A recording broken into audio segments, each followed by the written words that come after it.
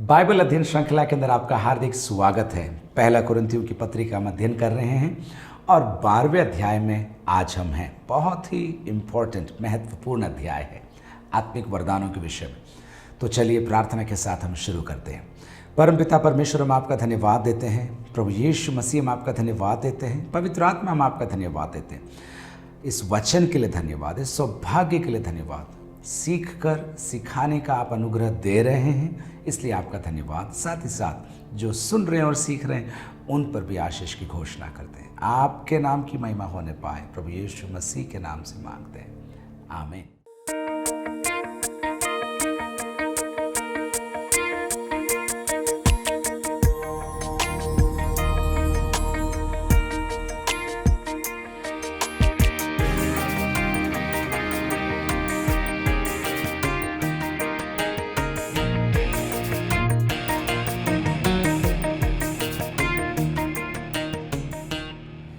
हे भाइयों, मैं नहीं चाहता कि तुम आत्मिक वरदानों के विषय में अनजान रहो। अब तक हम ये जान गए हैं, जो पौलुस हे भाइयों कह रहा है, मूल में उसका उद्देश्य हे भाइयों और बहनों, मतलब सब विश्वासियों, हे विश्वासियों। और न केवल वो कुरिन्थ के विश्वासियों से, पर हमसे भी पौलुस कह रहा है, हे विश्वासियों, भाइयों और बहनों, मैं नहीं चाहता कि तुम आत्मिक वरदानों के विषय में अनजान रहो। वरदान जो शब्द यहाँ पर आया है वो मूल भाषा में नहीं था, तो कैसे पढ़ा जाता है? हे भाइयों, मैं नहीं चाहता कि तुम आत्मिक बातों, आत्मिक हालातों, आत्मिक व्यक्तियों के बारे में अनजान मत रहो। पर जिन्होंने बाइबल का भाषांतर किया, हमें आसानी से समझाने के लिए उन्होंने ये शब्द वहाँ पर डाला, वरदान। पर मूल में कैसा है? आत्मिक बातों, आत्मिक लोगों, आत्मिक हालातों। मैं नहीं चाहता कि तुम आत्मिक वरदानों के विषय में अनजान रहो। मैं चाहता हूँ कि तुम सीखो, समझो कि कौन सा वरदान कब प्रयोग किया जाना चाहिए। वरदानों के विषय में शिक्षा बहुत है, पर मुझे डर है कि गलत शिक्षा भी आसानी से फैल रही है। इसलिए पौलुस के साथ साथ मैं भी इस वचन को बखूबी सीखना चाहता हूँ और आपको सिखाना चाहता हूँ। चलिए दूसरी आयत। तुम जानते हो कि जब तुम अन्य जातीय थे तो गूंगी मूर्तियों के पीछे जैसे चलाए जाते थे वैसे चलते थे। कुरिन्थ शहर के अंदर लोग अन्य वरदानों का प्रयोग करते थे, चाहे वो भविष्यवाणी का हो, चाहे जादू का हो, टोटके का हो, वे लोग अन्य वरदानों का प्रयोग करते थे। इसलिए कुरिन्थ के शहरवासी वरदानों से अनजान नहीं थे। पर कलीसिया में आने के बाद, कलीसियाई माहौल के अंदर अब आत्मिक वरदान जो पवित्र आत्मा कलीसिया को देता है, उसके विषय में पौलुस सिखा रहा है। और पौलुस कह रहा है, तुम जानते हो कि जब तुम अन्य जाति थे तो गूंगी मूर्तियों के पीछे जैसे चलाए जाते थे वैसे चलते थे। तुम पूछते भी नहीं थे, तुम्हें समझ में भी नहीं आता था, और भेड़ चाल के समान भीड़ के साथ साथ तुम जैसा जमाना कर रहा है वैसे तुम करते थे। तीसरी आयत। इसलिए ये तो पुरानी बात थी, इसलिए मैं तुम्हें चेतावनी देता हूँ कि पुराने मार्गों को तुमने छोड़ा है, पुराने तरीकों को भी तुम्हें छोड़ना होगा, विशेष करके वरदानों को लेकर। चलिए, इसलिए मैं तुम्हें चेतावनी देता हूँ कि जो कोई परमेश्वर की आत्मा की अगुवाई से बोलता है वह नहीं कहता कि यीशु श्रापित है। वरदानों की शिक्षा के बीच में ये कहाँ से आ गई? सही पूछा आपने। ऐसा माना जाता है कि कुरिन्थ के अंदर विरोध के समय में लोग दबाव में आकर यीशु को प्रभु अंगीकार नहीं करते थे, परंतु अपनी जुबान से कहते थे यीशु श्रापित है। थोड़ा और मैं आपको समझाता हूँ। उस साम्राज्य के अंदर केवल कैसर को प्रभु कहा जाता था। सब लोग ये कहते थे कैसर प्रभु है, कैसर प्रभु है, कैसर प्रभु है। पर जो प्रभु में आए थे विश्वासी लोग, उन्होंने एक नया नारा निकाला था, यीशु ही प्रभु है। और जब ये लोग कहने लगे यीशु ही प्रभु है, तो दूसरे गुट के साथ इनकी अनबन होने लगी, विरोध होने लगा, सताव बढ़ने लगा, और सताव के मारे लोगों को मारा जाने लगा। तब दबाव में आकर कुछ लोग कहते थे, मैं इनके सामने तो बोल दूंगा यीशु श्रापित है, पर मेरे दिल में तो मैं मान रहा हूँ यीशु प्रभु है। तो मैं विरोध से भी बच जाऊंगा, सताव से भी बच जाऊंगा, और प्रभु मेरी हालत को जानता है, मेरे दिल को जानता है। कुछ ऐसा यहाँ पर हो रहा था। देखिए, मैं तुम्हें चेतावनी देता हूं कि जो कोई परमेश्वर की आत्मा की अगुवाई से बोलता है वह नहीं कहता कि यीशु श्रापित है। शायद कुरिन्थ के विश्वासी ये बहाना भी मार रहे होंगे कि हमें तो प्रभु ने प्रेरणा दी कि तुम ऐसा बोल दो, बाद में तुम सॉरी बोल देना या पश्चाताप कर लेना। पौलुस कहता है परमेश्वर की आत्मा की अगुवाई से बोलता है तो वह ऐसा नहीं कह सकता कि यीशु श्रापित है। आगे देखिए, और न कोई पवित्र आत्मा के बिना कह सकता है कि यीशु प्रभु है। पौलुस बहुत सटीक तरीके से सिखा रहा है, पवित्र आत्मा की प्रेरणा से तुम यीशु श्रापित है ये तो कह ही नहीं सकते, पर पवित्र आत्मा के बिना तुम ये भी नहीं कह सकते कि यीशु प्रभु है। मतलब पवित्र आत्मा का कार्य तुम्हारे अंदर होगा तब ही तुम दिल से ये कह सकोगे यीशु प्रभु है। न केवल कुरिन्थ के विश्वासियों के लिए, लेकिन मुझे और आपको भी ये सीखना ज़रूरी है। जब भी हम कहते हैं यीशु प्रभु है तो हम पवित्र आत्मा की सहायता से ये कन्फेस करते हैं, इकरार करते हैं कि सचमुच यीशु प्रभु है। और अगर प्रभु है तो मेरे जीवन का स्वामी भी वो है, मेरे जीवन का निर्णय लेने वाला वह है, मेरा मालिक वह है। प्रभु शब्द के अंदर बहुत गहराई है, इसको हल्के से हम बोल नहीं सकते, और अगर दिल से बोल रहे हैं तो पवित्र आत्मा की प्रेरणा से ही हम ये कह सकते हैं। एक बार और न कोई पवित्र आत्मा के बिना कह सकता है कि यीशु प्रभु है। चलिए अब चौथी आयत से आगे वरदानों के बारे में पौलुस सिखाएगा, और वरदान को सिखाते सिखाते त्रिएकत्व के बारे में भी हमें बताएगा।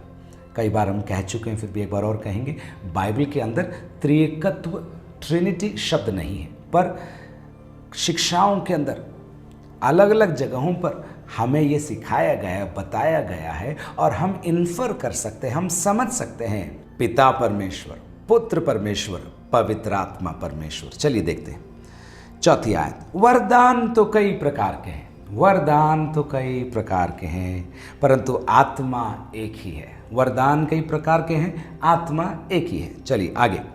और सेवा भी कई प्रकार की हैं, परंतु प्रभु यीशु प्रभु एक ही है। वरदान कई प्रकार के हैं, आत्मा एक ही है। सेवा भी कई प्रकार की हैं, प्रभु एक ही है। प्रभावशाली कार्य कई प्रकार के हैं, परंतु परमेश्वर एक ही है। आत्मा प्रभु परमेश्वर, पवित्र आत्मा प्रभु यीशु पिता परमेश्वर। अब इस तरफ अगर आप समझे तो पौलुस पर्यायों का इस्तेमाल कर रहा है वरदान के लिए। पहले उसने कहा वरदान, फिर उसने कहा सेवा, और फिर उसने कहा प्रभावशाली कार्य। वरदान, सेवा और प्रभावशाली कार्य। पौलुस समझाने का प्रयास कर रहा है कि त्रिएकत्व की ओर से मुझे और आपको ये वरदान दिया गया। वरदान हिंदी में बहुत खूबसूरत शब्द है, वरदान। इसका अर्थ क्या हुआ? मैं खरीद नहीं सकता वरदान को, मैं कीमत चुका नहीं सकता। वरदान दिया गया है, किसी बड़े ने मुझे वरदान दिया है, परमेश्वर ने मुझे वरदान दिया है, तो वरदान खरीदे नहीं जा सकते। पर एक और बात, वरदान सबको दिए गए। तीसरी बात, वरदानों में तुलना नहीं हो सकती। चौथी बात, वरदान मेरे स्वयं के लाभ के लिए नहीं, अन्यों के लाभ के लिए मुझे इस्तेमाल करना जरूरी है। चलिए देखते हैं। वरदान तो कई प्रकार के हैं, आत्मा एक ही है। सेवा भी कई प्रकार की है, प्रभु एक ही है। प्रभावशाली कार्य कई प्रकार के हैं, परंतु परमेश्वर एक ही है। अब आप देखिए, जो सब में मतलब सब, जो सब में हर प्रकार का प्रभाव उत्पन्न करता है। जो सब में, जितनों ने विश्वास किया है, जो प्रभु के अनुयायी हैं, उन सब में, क्या अनपढ़, क्या पढ़े लिखे, क्या धनी, क्या गरीब, क्या शहरवासी, क्या गांववासी, मेट्रो सिटी या अननोन सिटी, सबको पवित्र आत्मा ने वरदान दिया है। और ये मेरी खूबी नहीं थी, मेरी ताकत नहीं थी, मेरा पैतृत्व नहीं था। वरदान सबको दिया है, पर सबको बराबर नहीं दिया, अलग अलग वरदान दिए हैं, अलग अलग वरदान दिए, वो भी आगे आएगा। पर सब में हर प्रकार का प्रभाव उत्पन्न करता है। 7वीं आयत में एक और गहरी बात वरदान से जुड़ी हुई, किंतु सबके लाभ पहुंचाने के लिए हर एक को आत्मा का प्रकाश दिया जाता है।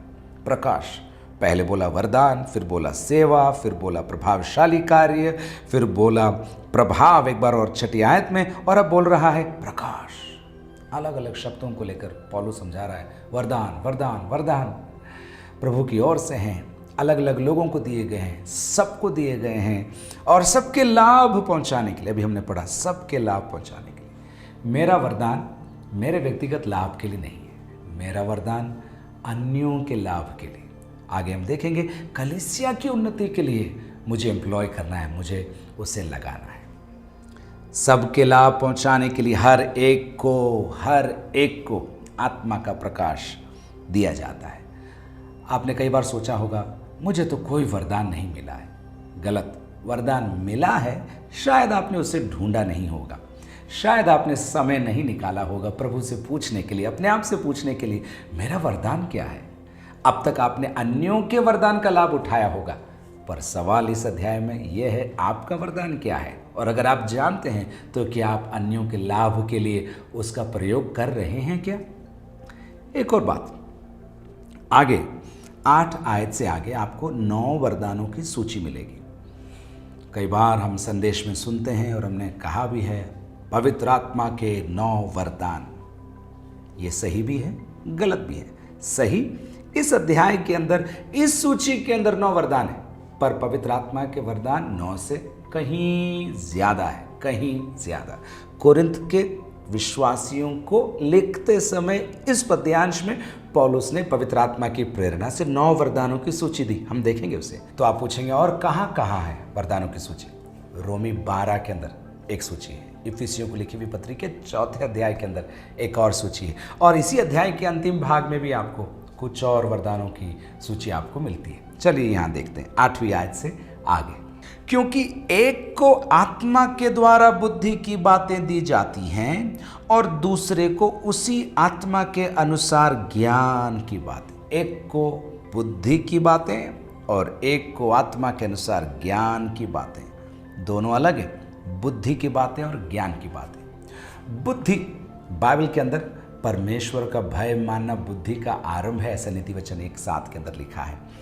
बुद्धि ईश्वरीय देन है, आप किताबों से अर्जित नहीं कर सकते। जीवन के अंदर चलते चलते चलते चलते और प्रभु के साथ संगति करते करते आपको ईश्वरीय बुद्धि प्राप्त होती है, और जब ईश्वरीय बुद्धि आपको प्राप्त होती है आप सही निर्णय ले सकते हैं, सही निर्णय कर सकते हैं, अपने आप के लिए, अन्यों के लिए, और इस टेक्स्ट के अंदर कलीसिया के अंदर आप सही निर्णय आप ले सकते हैं। एक बार और, क्योंकि एक को आत्मा के द्वारा बुद्धि की बातें, What to do at a given time, एक समय पर क्या किया जाना चाहिए। आपको मालूम, पहले इतिहास के 12वें अध्याय में इस्साकारियों के पुत्र के लिए कुछ लिखा है, मैं आपको पढ़कर बताता हूँ। पहला इतिहास 12वां अध्याय उसकी 32 आयत। इस्साकारियों में से जो समय को पहचानते थे कि इज़राइल को क्या करना उचित है, इज़राइल को क्या करना उचित है, आज हमें क्या करना है, इन दिनों में हमें क्या करना है, ये ईश्वरीय बुद्धि ही हमें बता सकती है। और पौलुस कह रहा है ये एक वरदान है। एक को आत्मा के द्वारा बुद्धि की बातें दी जाती हैं और दूसरे को उसी आत्मा के अनुसार ज्ञान की बातें। ज्ञान की बातें क्या हुई, कई अर्थ है इसका। पवित्र आत्मा आपको अनुग्रह देता है कि आप ज्ञान अर्जित कर सकते हैं किताबों को सीखने के द्वारा, स्टडी मटेरियल्स के द्वारा, लेकिन इसके साथ साथ एक और गहरा अर्थ यह है कि लोगों के बारे में, अवस्थाओं के बारे में, हालातों के बारे में परमेश्वर का आत्मा आपको ज्ञान देता है। इंग्लिश में इसको हम वर्ड ऑफ नॉलेज कहते हैं। उनके साथ क्या हो रहा है, क्या हुआ, कोई आपसे मिलने आए और उनके बारे में पवित्र आत्मा ने आपको वर्ड ऑफ नॉलेज दिया, ज्ञान की बात बताई कि इनके साथ ऐसा हुआ या इन्होंने ऐसा किया, और उसके आधार पर फिर आप उनसे बात करते हैं। तो देखिए 2 वरदान हो गए, एक बुद्धि की बातें, दूसरा ज्ञान की बातें।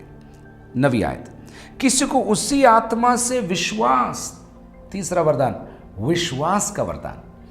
आपको मालूम है, फिर भी एक बार और मैं कहूंगा आपको, यह विश्वास साधारण विश्वास नहीं है। एक विश्वास है जो आपको प्रभु के पास लेकर आया और आपने अन्य सब को छोड़कर यीशु को प्रभु जानकर अंगीकार किया। वो आपका विश्वास था जिसने आपको प्रभु से जोड़ा, वो तो एक विश्वास हुआ। लेकिन ये जो विश्वास है ना, पहाड़ों को हटाने वाला विश्वास है, असंभव को संभव करने वाला विश्वास, जो बिलीव करता है, जो कहता है कि मेरे लिए प्रभु ये कर सकता है और करेगा। तो ये माउंटेन मूविंग फेथ इंग्लिश में हम कह सकते हैं, पहाड़ों को हटाने वाला विश्वास। पौलुस ये कह रहा है, किसी को उसी आत्मा से विश्वास, असंभव को संभव करने का विश्वास, और किसी को उसी एक आत्मा से चंगा करने का वरदान दिया जाता है। चौथा वरदान, चंगा करने का वरदान। मूल भाषा में ऐसा नहीं लिखा है चंगा करने का वरदान, मतलब एक ही वरदान से सारी बीमारियां चंगी हो जाती, ऐसा नहीं। लेकिन मूल में लिखा है चंगाइयों का वरदान, मतलब बहुवचन है। किसी एक को उसी आत्मा के द्वारा चंगाइयों का वरदान, चंगाइयों का वरदान मतलब शारीरिक दुर्बलता है, प्रार्थना का अभिषेक है और आपको वरदान मिला हुआ है और आपने प्रार्थना किया और रोगी चंगे हो गए, रोगी चंगे हो गए। एक और बात मैं आपको बताना चाहता हूँ, जब हम ये वरदानों के बारे में सीख रहे हैं तो आपको समझना है कि एक मेजर, इन सारे वरदानों का एक मेजर हम सबको दिया गया है। मतलब मैं विश्वास कर सकता हूँ, मुझे विश्वास करना है। मैं ऐसा नहीं कह सकता कि मेरे अंदर विश्वास का वरदान नहीं है या मेरे अंदर चंगाई का वरदान नहीं है। मुझे ज़रूरी है कि मैं बीमारों के लिए प्रार्थना करूं, प्रार्थना करूं। किसी ने इस प्रकार बोला कि आप बीमारों के लिए प्रार्थना करोगे ही नहीं तो कैसे मालूम पड़ेगा कि आपको चंगाई का वरदान है, चंगाई का वरदान। चलिए, किसी को उसी आत्मा से विश्वास और किसी को उसी एक आत्मा से चंगा करने का वरदान दिया जाता है। 10वीं आयत, फिर किसी को सामर्थ के काम करने की शक्ति। चंगाई तो बोल दिए, फिर सामर्थ के काम क्या है? सामर्थ के काम वे काम हैं जो स्वाभाविक रूप से नहीं होते। उदाहरण के लिए पतरस पानी पर चल रहा है, प्रार्थना किया है यीशु ने और आंधी थम गई है, लहर बैठ गई। ये है सामर्थ के काम, असंभव को संभव होते हुए देखना, सामर्थ के काम।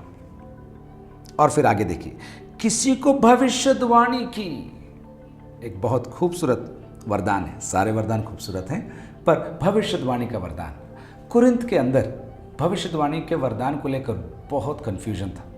अन्य भाषा का वरदान और भविष्यवाणी का वरदान, 14वें अध्याय के अंदर हम उसके बारे में बहुत सुंदर तरीके से सीखेंगे। पर यहाँ देखिए, पौलुस कह रहा है किसी को सामर्थ के काम करने की शक्ति और किसी को भविष्यवाणी की। भविष्यवाणी, भविष्यवाणी क्या है? अगर आम आदमी से पूछो तो वो कहेगा हाथ देखने के बराबर है, या मेरा कल क्या होगा, या मेरे साथ कल या आने वाले दिनों में क्या होगा, वह है भविष्यवाणी। पर बाइबल के आधार पर इसका अर्थ थोड़ा अलग है। ध्यान से सुनिए, जब परमेश्वर का जन परमेश्वर की आवाज़ सुनकर परमेश्वर के लोगों से परमेश्वर की बात कहता है, वो भविष्यवाणी है। एक बार और, परमेश्वर का जन परमेश्वर की आवाज़ सुनकर परमेश्वर के लोगों से परमेश्वर की जब बात कहता है, वो भविष्यवाणी है। उसके अंदर आने वाली बातें भी हो सकती है, पर साथ ही साथ प्रभु के वचन का खुलासा भी हो सकता है। आप समझ रहे?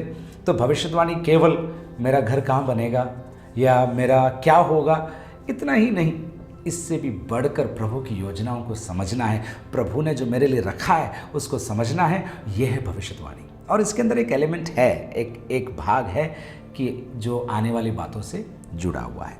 आगे देखिए, और किसी को आत्माओं की परख, डिसर्नमेंट।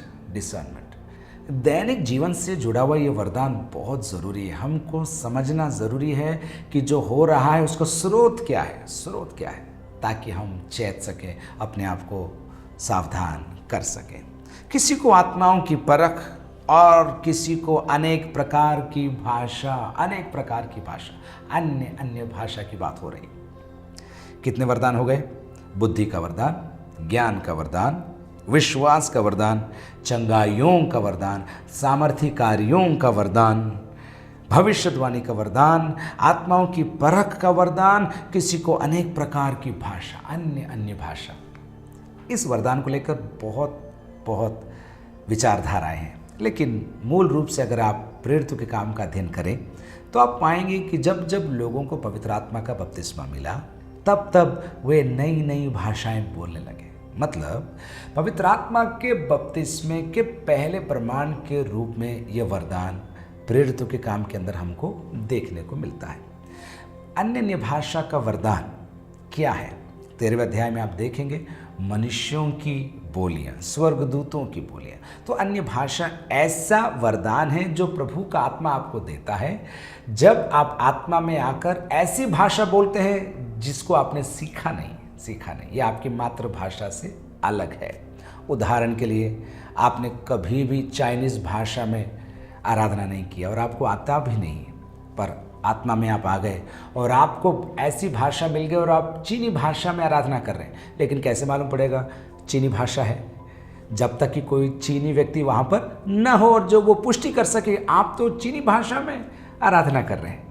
तो मनुष्यों की बोलियां जो समझी जा सकती हैं और ऐसी भी भाषाएं जो समझी नहीं जा सकती हैं। तो अन्य भाषा का वरदान वह वरदान है जब आप आत्मा में आकर ऐसी भाषाओं को बोलते हैं जिनको आपने सीखा नहीं है, और ये भाषाएं लोग समझ सकते हैं यदि वे इस भाषा को जानते हैं, और कई भाषाओं को वे समझ नहीं पाते। तो पौलुस 13वें अध्याय में कहेगा स्वर्गदूतों की बोलियां बोल। ये भी हो सकता है, आत्मा की बातें आत्मा की आवाज़ में आत्मा से भरकर आप कह सकते हैं। ये अन्य भाषा का वरदान है। लेकिन एक और वरदान बाकी है, और किसी को भाषाओं का अर्थ बताना। भाषाओं का ये ट्रांसलेशन नहीं है, ट्रांसलेशन भी एक अनुग्रह है प्रभु का, पर यहाँ जो वरदान जो ये है, जब आप आत्मा में अन्य भाषा में बोल रहे हैं उसको समझकर उसी आत्मा की प्रेरणा से उसको समझाना, ये है भाषाओं का अर्थ बताना, अन्य भाषा का भाषांतर अगर हम कह सकें। 11वीं देखिए, परंतु ये सब प्रभावशाली कार्य वही एक आत्मा कराता है, वही एक आत्मा कराता है, और जिसे जो चाहता है वह बांट देता है, जिसे जो चाहता है वो बांट देता है। एक बार और, परंतु ये सब प्रभावशाली कार्य वही एक आत्मा कराता है और जिसे जो चाहता है वह बांट देता है। अब यहाँ पर एक सवाल उठ सकता है, आप कहेंगे प्रभु को जो वरदान देना है वो मुझे देगा, तो क्या मैं वरदान के लिए प्रार्थना कर सकता हूँ? क्या मैं कुछ विशेष वरदानों के लिए प्रार्थना कर सकता हूँ? हाँ, आप मांग सकते हैं, आपको मांगने का अधिकार है, आपको पूछने का अधिकार है, और पवित्र आत्मा अपनी मर्जी से, परमेश्वर अपनी मर्जी से आपको समय पर वो वरदान देगा। एक बार और, 9 वरदान, अलग अलग वरदान हैं, पर इस सूची में हमको 9 वरदान मिलते हैं। उसमें बुद्धि का वरदान, ज्ञान का वरदान, विश्वास का वरदान, चंगाइयों का वरदान, सामर्थ्य के कार्यों का वरदान, भविष्यवाणी का वरदान, डिसर्नमेंट का, परख का वरदान, अन्य भाषा का वरदान, और साथ में हमने देखा भाषाओं का अर्थ बताना। और पवित्र आत्मा जिसे चाहता है इन वरदानों को कलीसिया के अंदर बांट देता है ताकि सबको लाभ पहुंचे। कलीसिया की एकता की बात हो रही है। एक ही व्यक्ति को सारे गुण मिल गए ताकि सारे लोग उसी के पास आए, ऐसा नहीं है। डिस्ट्रीब्यूट करता है, बांटता है ताकि कलीसिया उन्नति कर सके। एक ही जन उन्नति नहीं, सब उन्नति कर सके। वरदानों की खूबसूरती इसमें है कि जब सब मिलकर अपने वरदानों का प्रयोग करते हैं, देह उन्नति करती है, प्रभु को महिमा मिलती है। आखिर में एक बार और मैं कहूँ, अगर आप आपके वरदान को नहीं पहचान पाए हैं, इन दिनों में आप प्रार्थना करिए, प्रभु मुझे बता कि मेरा वरदान क्या है। और याद रखिए, यह वरदान आपको दूसरों के लाभ के लिए लगाना है। और जब आप ये करने लगेंगे, कलीसिया उन्नति पाएगी, प्रभु की देह बढ़ेगी और प्रभु को महिमा मिलेगी। God bless you. प्रभु आपको बहुत बहुत आशीष दे।